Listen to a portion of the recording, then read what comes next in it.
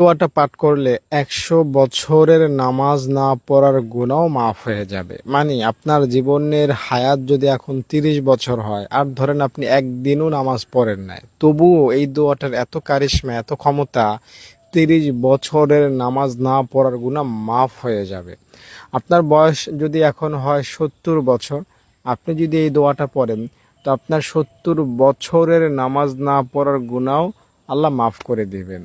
তবে নিয়ম কানুন আছে, দোয়াটা পড়ার সঠিক নিয়ম মেনে যদি দোয়াটা পড়তে পারেন, তবেই আপনি উপকার পাবেন। নিয়ম কানুন সহকারে দোয়াটা এখন আমি বলবো, তার আগে অনুরোধ করছি ভিডিওটিতে একটা লাইক করেন, আর কমেন্টে সবাই লেখেন আল্লাহুম্মা আমিন। যারা লাইক করলেন, কমেন্টে আমিন লেখলেন, দুহাত তুলে দোয়া করে আল্লাহ তাআলা আপনাদেরকে জান্নাত দান করেন। আল্লাহুম্মা আমিন। দর্শক, দোয়াটা আগে বলি। সুবহানাল্লাহি ওয়া বিহামদিহি, সুবহানাল্লাহিল